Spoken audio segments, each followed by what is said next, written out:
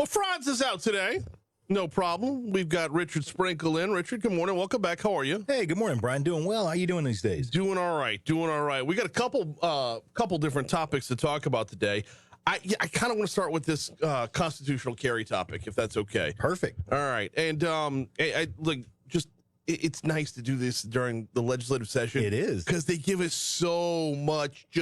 It's like going to what's the restaurant? Texas de Brazil. Oh, yeah. Or Fogo de Chao. Yeah. Keep the little green card up. Yeah, they just keep delivering meat. Barely cooked meat, just like meat with a lot of pink in the middle. Don't like this? Just wait till the next guy I know. comes. The next guy will be coming around with another juicy morsel. Yeah, on a sword. Yeah. So, this one is one that, in fact, a friend of mine just posted on my Facebook about how dumb he thinks it is. I'm on board. So let's dive in. Sure. A Senate committee advanced a bill 4-1 that would allow permitless concealed carry for residents over 21. Representative Danny McCormick presented House Bill 131 to the Senate Judiciary B Committee yesterday. That committee amended the bill to change the age requirement for carrying concealed firearms without obtaining a permit or training to 21 from 18. There's a lot of pushback on this bill. Mm-hmm. I don't know constitutionally that there is any room for pushback on the bill itself. I think the questions come up with the possibilities on the back end. Right.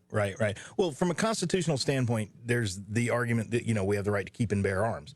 But some people are arguing that the right to bear arms doesn't mean you have the right to conceal them, which I think is kind of mixing the message entirely. But in Louisiana, if you read the concealed carry laws, one of the first things it says is you've got a right to carry a concealed weapon anywhere you can open carry a weapon, and we're an open carry state. Right. So there's not a lot of places you're not allowed to bring a firearm, but the places that you are prohibited from bringing a firearm, they're pretty serious about those. And my question is everybody going to be aware of all these laws? So, all the different restrictions within, whether you you're can talking get yourself about in trouble. A number of churches, although, to be fair, there are some churches out there that are encouraging carry now. Well, the big one is parades. We have lots of parades in Louisiana. Yeah. You're not allowed to have a weapon at a parade, but what does that mean? Does that mean just standing next to the floats? Does that mean a block away from the parade? When are you at the parade? That's going to end up being that is a litigated. good question. Sure. I mean, if you're like right there up by the barricade, that's one thing. Are you at your car a block away? Live on the route. Right. I mean, because you think about you and I think about parades, we might be thinking of when Rex turns on a canal, but there's also South Downs. Sure. Right? South Downs is a parade that runs through a neighborhood. So would they be saying you can't carry on your own property? Boy, that's a good question to ask. Oh, yeah. Things are going to get muddy. Oh, man. Speaking as an attorney, I can guarantee you the minute we get involved, things get muddy. Well, yeah. That's just all there is to attorneys and marketers ruin everything, I swear. Nobody said kill all the marketers, though. Well, no, be fair. There's another half to that quote. Shakespeare said the first thing you do is kill all the attorneys, and the back half of that quote is, and then you have to deal with the chaos. Yeah, this is true. Yeah, that is one. I take up for y'all on that one. Okay. All right, so parades would be one. Hospitals, of course. Hospitals feels like a no-brainer. Right. Ours feels like it should be a no-brainer, but that's the first place where things are going to come into question. But when you go to Chili's, are you at a bar or at a restaurant? I'm going to say it might depend on where you're sitting. Yeah. If you're at a booth, at a table, I think you're at a restaurant. But if you're at the bar, you're at the bar. What if you have to walk through the bar to get to the bathroom? Now we're talking like COVID mask topics, aren't we? Now, I'm telling you. You got to put the mask on to get to your seat. What are you going to do? Take your weapon off and leave it on the table while you go to the bathroom? I mean, no. But I think there's intent here as far as like if you go to the bar and you're standing at the bar, that's different than if you're just passing through. Now, here's a big one. Government buildings. Yeah. And that literally translates into any building being used for government purposes. So not too long ago, we had hurricanes blow through some of the southern parishes, and they turned banquet halls and everything else into temporary government facilities. Okay, so that brings another extenuating circumstance into this when it is times of emergency. But we're going to push pause right now. We got to check ABC News, our local news, traffic, weather. Coming back, Legally Served continues next at 6:30. That was so fun. We could do an hour on that. Probably. lots to unpack.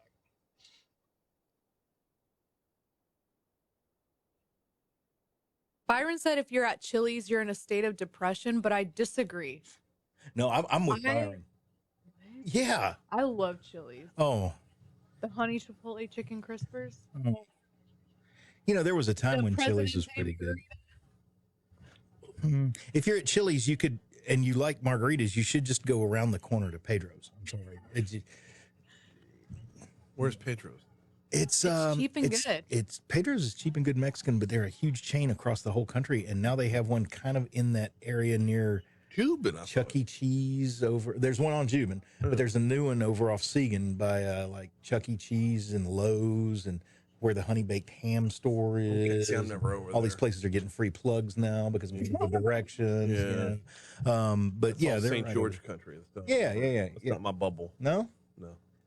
We've been to the one in think you Cuban. were around St. George. I don't know. We're Mercy. Gotcha. I love Chili's. I'm like University Clubs. I'm nobody. I'm just That's They have there's this nothing like up there's there. nothing. 3 for $10. Yeah. Well, you got if you're a University Club, you're just as close to Gonzales. But yeah. But I mean, Yeah, let's the be clear. Chili's. Let's be clear. I'm Woodstock Park. I'm University Club adjacent. Not quite there. I'm University Club adjacent.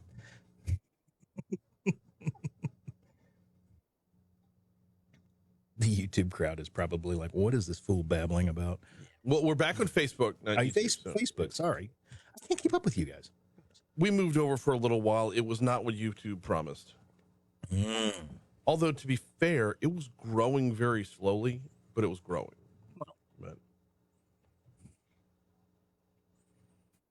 3 for $10, you get a drink, an appetizer, and a meal. That's actually That not is not bad. a great deal. That is a good deal. That is a very good deal. And there, yeah, you know, $10 worth of shit is still shit.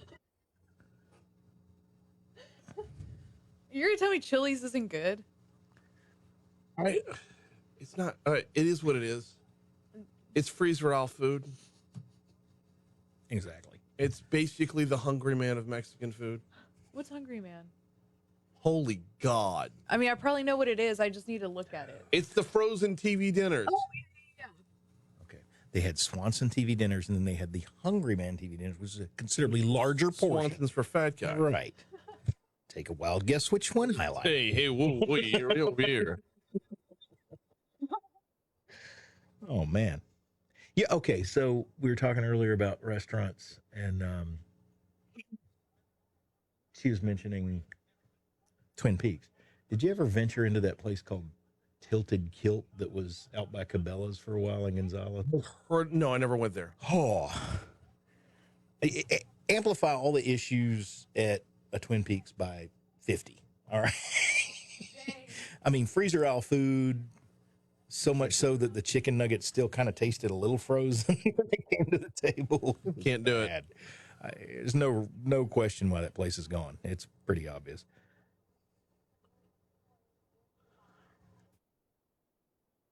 What? What? Somebody blow something up? What happened?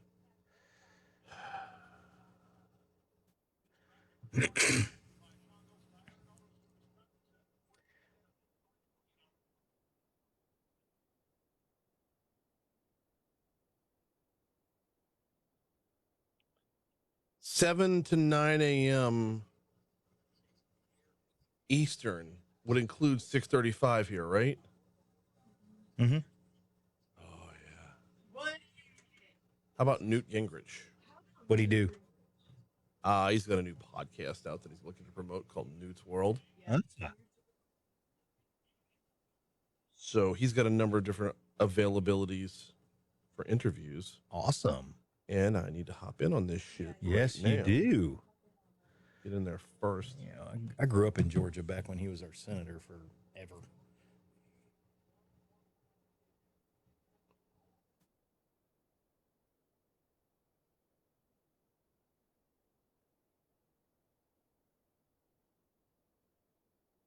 All right.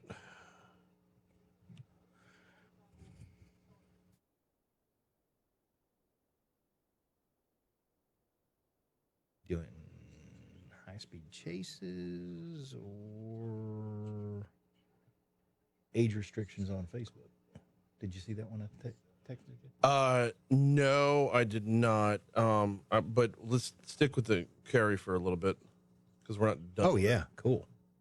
I thought we were jumping off. That's great. No, we got a lot more. Oh yeah. Tuesday 6:13 is not possible. Wednesday 6:14.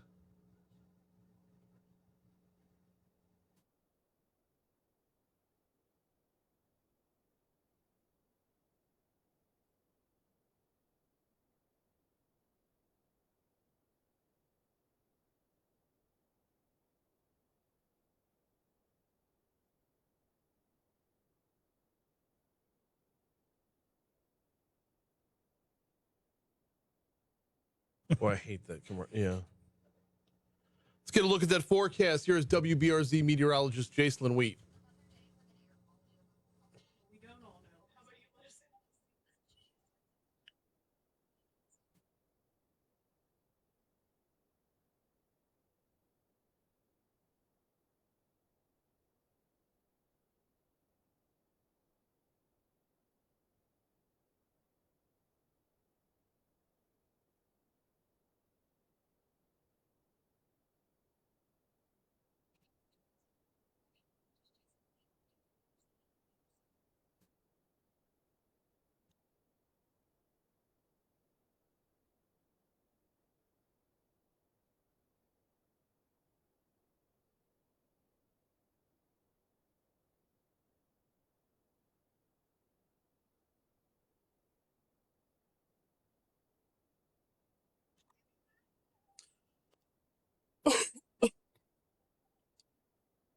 Six 6:37, Talk 107.3 FM, WBRP. Mornings with Brian Haldane rolling right along. Legally Served with attorney Richard Sprinkle rolling along as well. All right, we were diving into a couple of the possible hiccups of constitutional carry. Sure. And the problem I have, Richard, is that it's not constitutional carry that's the problem. It's adhering to all those little ifs, ands, or buts, the places where you're not going to be allowed to carry after the fact. If, like you mentioned, a bar. Right. So let's say I walk into a bar, and let's say I'm wearing a sport coat, and let's say I'm concealed carrying. Sure. Okay. Now, how does anybody know? Well, have you ever heard the phrase printing? No. Okay, printing And not in his terms, at least. Okay, well, printing is something for concealed carriers to be aware of. Printing is when your body movements or the fit of your clothes or whatever will actually show off the outline of the weapon. Okay. So imagine you're sitting on a bar stool and you lean forward a little bit and you've got one, on your hip and the butt of the weapon starts poking your jacket back a little bit. It's going to look reasonable that you have something concealed under your clothing. That's fair. And if a officer has reasonable suspicion to believe that a crime is being committed, they suddenly have the right to do what's called a Terry stop and pat you down and see if you have any contraband or anything that may be dangerous to them on you. So you've walked into the area that I wanted to get into, and that the bar does have that right. Well, The bar, the same way that the bar could say no shirt, no shoes, no service, they can. It's the bar's rules and regulations that any private business can post that. Absolutely. There's restaurants in towns that have the no firearms sign hanging up right in the front door. Right. So if they walk down that route, if the private business walks down that route, their house, their rules. Right. And they can enforce those rules along with. So my issue with is it's going to be messy. Applied differently in different places, which does get messy. Absolutely. Now, there are some that are just completely cut and dry. Governmental buildings, but you were bringing up about in extenuating circumstances. Sure. I don't know how we walk that path. Well, first of all, it's going to happen so rarely that I don't know that we'd ever have to walk down it. It's one of those ones we're not going to have to until we have to sort of thing. Right. So do you write the law based off of that ridiculously minuscule possibility of an exception? Well, I want you to translate that into other terms. Picture yourself in a really tiny Louisiana town. Okay. Or anywhere where maybe the town council gets together in the back room of Denny's on Wednesday evenings, the third Wednesday of every month. Well, suddenly the back room of Denny's on Wednesday evening, third Wednesday of every month, is a governmental building. I would push back with that by saying a town of that size is not going to give a darn. Well, you're right. More than likely. More you're than right. likely. But you're messing with my hypothetical. The mayor and the council, they probably, when they probably argue at gunpoint to They're begin with. probably carrying in the first place. Yeah. That's right. So, Yes. You know, if you're, this is what I do. no, I'm with you. You brought up the bigger point about in times of an emergency, Sure. like a hurricane or something, sir, where something would be deemed a government or a private building used for a government purpose, Right. which to me is not a government building. It is if they're in there having a meeting. At least that's the way it was explained to me in my concealed carry class. Oh. Which, even if they say you can have it permitless, I would still recommend people take this. So walk me down the path of if you are, let's go back to the bar. Sure. You are that person who's concealed carrying in the bar and you do get patted down. Right. Well, first of all, at that point, is there no possibility that you can claim an illegal search? You can always claim it. Now, whether you'll win it, I don't know. This actually happened not too long ago. I need to find the case, but there's a gentleman in New Orleans on Bourbon Street who was found to be in possession of a weapon in a bar because of that exact thing. He was printing.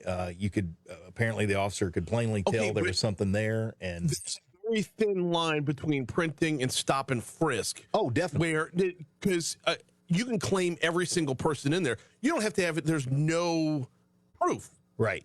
that printing took place. There's no proof that, yeah, I saw the silhouette of a gun. Okay, how? There's no recourse for the bar patron who is carrying, which, by the way, has already crossed that threshold of the bar. He's already in the bar, so he's already voluntarily broken the rules. Sure. So I don't know that he would have recourse.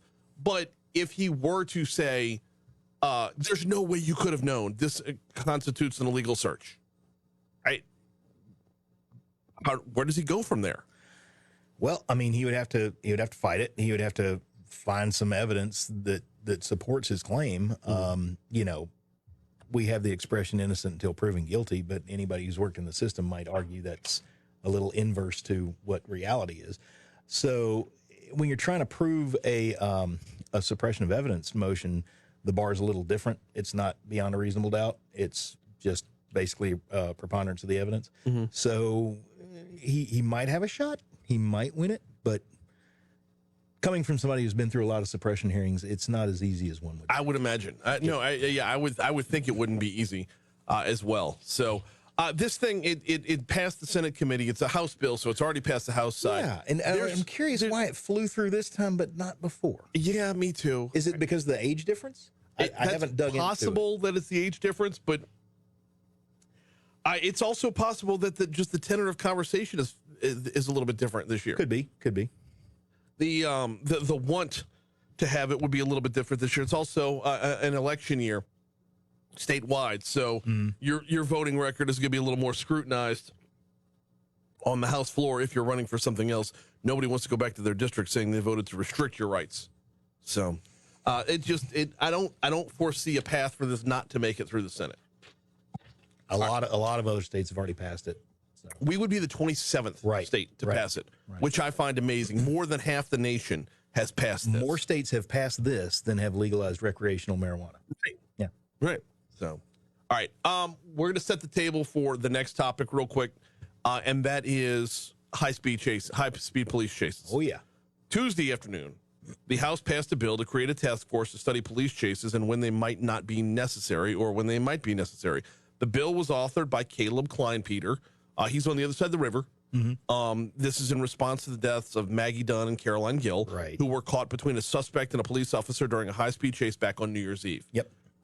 By and large, I don't necessarily like bills that are reactionary because more often than not, they are written to be very specific to the scenario that happened. Like let's do something where this never happens again. Caleb Kleinpeter has gone a little bit farther here to be a little more all-encompassing. Sure. So it's not a bad bill.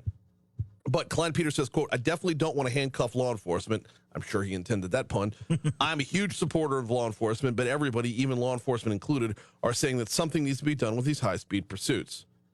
The application of a high-speed pursuit, are the efforts worth the payoff here? Are we starting to learn more and more that the efforts might not be worth the payoff? That's where we're going to push pause. We got a quick break. We're going to check traffic. We're going to check your money now. When we come back, he's attorney Richard Sprinkle in for Franz Borghardt as we do Legally Served. We will continue next right here on Talk 107.3 FM at 646. I just want to start singing the theme from Dukes of Hazzard when the story comes up. Just some good old boy. It is an interesting topic. I mean, you ask the question, is the candle worth the game in this situation? And it depends, you know. If you're chasing down John Dillinger, maybe so. Right. But if you're chasing down a guy who ran a stoplight. That's why I want to lean on your legal perspective for what the crimes are that would make it worthwhile. What did I do with your Longman Jack you back? I thought I knew that. Of course, I don't have one with me. No, I knew that was it. I just wanted to make sure I at least got a plug in on the back. Oh, yeah. That is Longman Jack you back, APLC, 830 Main Street, Baton Rouge, Louisiana.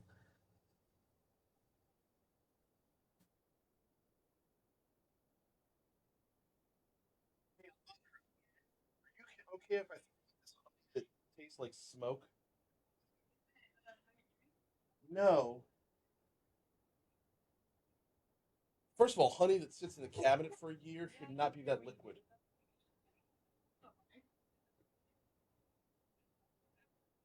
It smells. Brave man. None of that over there is the only thing I put is my strange honey. See, that's what honey should look like if it's Yeah. been in a cabinet for a year. Almost And you crystallized. put it Yeah. in water, for hot water.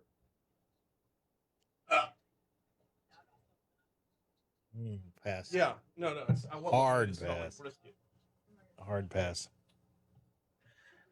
Mm-mm. You literally gagged when you smelled it. I'm not smelling it. Oh, I was being dramatic. Stop it. But see, he did that thing my wife did. Oh, this smells awful. Try this. I'm like, no. I mean, you've clearly defined it smells bad. I don't need it. That smells good if it's a brisket, Well, sure. but I mean, not honey.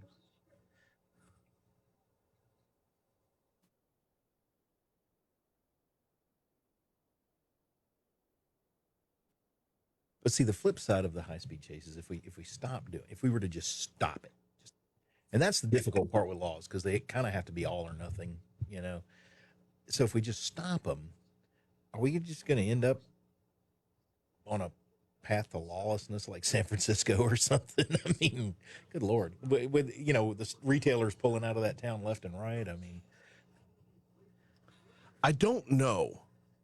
And the thing is, it's weird because we seem to have the right answer with the helicopter, and then the helicopter crashed. yeah. Well, also the other issue with the helicopter is you don't have a lot of them. No, I know. And there's not a pilot sitting behind the stick just waiting to take off at Should be. seconds notice. I mean, it's Baton Rouge. There should be.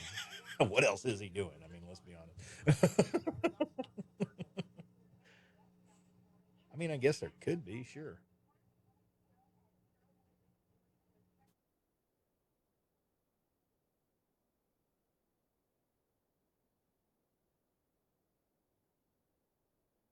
A few years back, there was a gang shooting at the Mall of Louisiana, and they had one in the air within 15 or 20 minutes chasing these kids down. So, Mhm. Oh, he didn't do anything. He was literally wrong place, wrong time.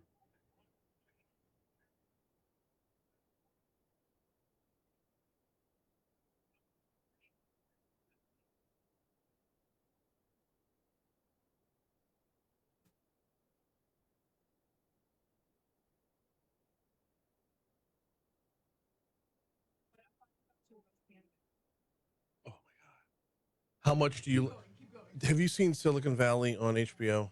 I quit watching it after a while. Really? Yeah. You're the first person I've I ever need to met go who back said to it? that. Yeah, Yeah, I just started watching. all 5 seasons. It's so perfect. But I got Haggai hooked on it, and now I got her hooked on it. I finished off Barry last night. Like, Is it done? it's got to be. I dropped off a season ago. Okay, final episode. It's pretty much got to be over. with. Okay. Yeah. Of Barry. If you like dark humor, that is as dark as it gets. Oh man. NoHo Hank is worth watching. I mean, he makes the show worthwhile right there. NoHo Hank. Chechnyan mobster. Bill Hader is he's a special person. Yeah, yeah. That mind goes into some deep dark places.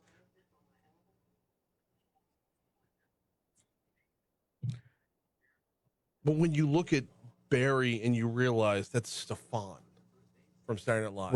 Right. Like, holy shit. Like, Yeah. how versatile can one person be?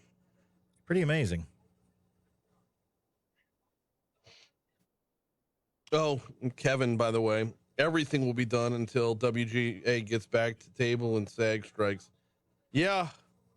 Yeah, this is The true. Writers Guild is killing us all. They did that a few years back. Killed off Arrested Development, all kinds of good shows way back when. That was a good thing, though, because that's how we got Ozark. It's true.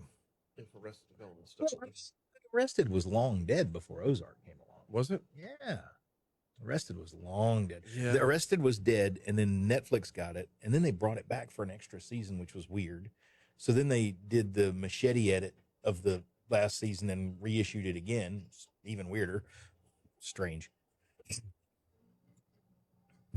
652 Talk 107.3 FM WBRP mornings with Brian Haldane rolling right along. We got Richard Sprinkle in from the Longman Jackie Back Law Firm talking for he's in for Frauds. Frauds is out this week. We pick up and carry on because we got Richard that fills in and does a Somebody's got to get the work done. hell of a job every single time.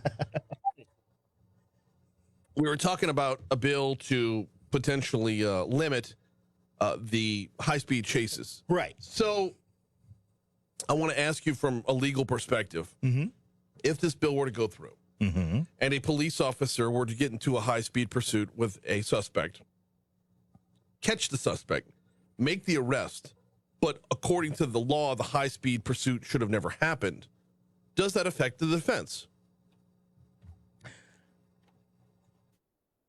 You know, that's an interesting question I haven't pondered. I suppose it's possible that a defense could be raised that an officer should not act outside of the law in order to enforce the law. However, I imagine that officer might fall under something like qualified immunity or many of the other immunities we offer to law enforcement agents in times of what's called exigent circumstances. Right.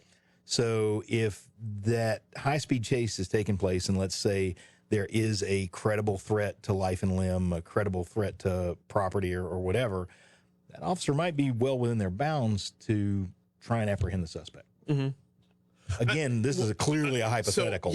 And we can all kind of imagine, and we got to get Caleb Kleinpeter back on to talk Sure. about his particular bill and what it would restrict and where. But we can all imagine different scenarios where you would still have the high-speed pursuit. Oh, sure. Victims in the car. Right. That's one where you don't want to let them get away. Amber They've Alert, kidnapping victims. Yes, absolutely. The suspect, you're leaving a bloody crime scene. You're leaving a scene where physical harm has been done to a person, or physical harm could be done to a person at the next stop. Or two vehicles are literally going down the road shooting at one another. That's another I'm great sure example. we're Yes. going to follow them and see Yes. what's going on. But somebody runs into a Circle K, grabs a bunch of cases of beer, and then takes off. You don't need to chase them down for that. Not really. Now, let's say that happens, but let's say it happens on 190 in Irwinville. Straight shot. Yep. Police officer can catch that person, run them down, pull them over, call ahead, whatever. Right. And you can do that in an area where you map it out in your head to where you know it's safer. It's never going to be safe, but it's safer. Right. Okay, so if I'm the victim in that case, I'm going to say he should have never been chasing me in the first place. And I would argue that the same way I would argue the illegal search from our last topic. Sure. I mean, I don't know if it would go anywhere, but Hey, you miss 100% of the shots you don't take. So. that's a good defense attorney's argument right there. My stepdad was a deputy sheriff when I was young, and I've been on the planet for a little while. I've watched Smokey and the Bandit. I used to watch Dukes of Hazzard. Police chases were just a thing. It was kind of romantic to try and outrun the police in your car or whatever. Yeah. My stepdad used to always have an expression he loved, even back in the 70s. He's like, you're not going to outrun Motorola, whatever you do. Right. So there are steps the police can take to make these incidents perhaps a little safer. Let's look at OJ. They had a nice slow speed chase, for example. Hey, I'll take a slow speed I don't know chase. if they're all going to wind up that way, but there's helicopters. There's different techniques police use in these instances. I'm by no means an expert, but I think if we're going back to what happened on the west side when the two young ladies lost their life and the one young man was critically injured, I believe when you look at the totality of that particular circumstance. Correct me if I'm wrong, we had an officer who joined the fray maybe unnecessarily. Well, I believe that chase started on this side of the river. Yeah, I think. And he hopped in it late. Yep. So, yeah, there's that. And along with that, though, when you look at the way procedure should go, we had where an officer on the ground pulled off and helicopter continued to follow, and then the helicopter crashed. Yep. And it just brings up further questions. Right. That I wouldn't let that one instance change. It's sad that those officers lost their lives. Absolutely. But having that bird's eye view is safer for the people on the ground. Right. So by a long shot. One would only hope that would be more the model. There's a funny thing about cars. They all stop sooner or later. And when the vehicle stops, then you can pounce. So, I think the helicopters are a great option. Absolutely. We have about 2 minutes left. I don't know if there's enough time to get into Senator McMath's bill that would crack down on minors. He wants to help you be a parent. So, you know what? I kind of want him to. I mean, I could see both sides of the coin here. He wants to propose legislation that'll force certain social media platforms to require users to divulge their age. Well, if you're looking at 16, 17-year-olds, people that may not have government IDs yet, how are they going to prove anything? This is my question. Are there a lot of 16 and 17-year-olds that don't have government IDs yet? I mean, I'm sure there's some out there. Number? Probably. If they don't have a car, not going to get a car, what's the point in getting an ID? I don't know.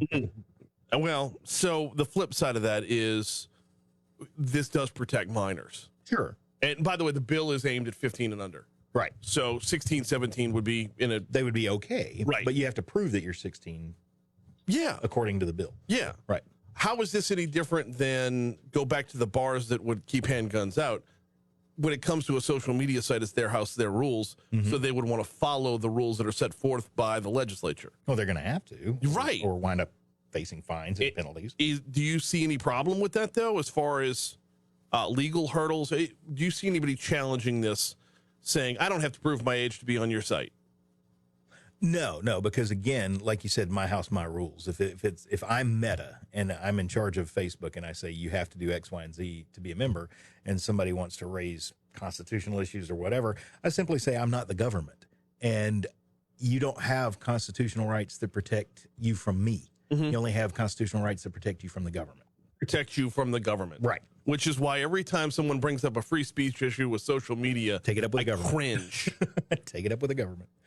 He's Richard Sprinkle. We do Legally Served at this time every single week. I'm sure Franz will be back next week because he listens in when he's not here. And he's I like, know. I got to get back I gotta at get it. back. I got to get back Sprinkle's at it. taking my spot.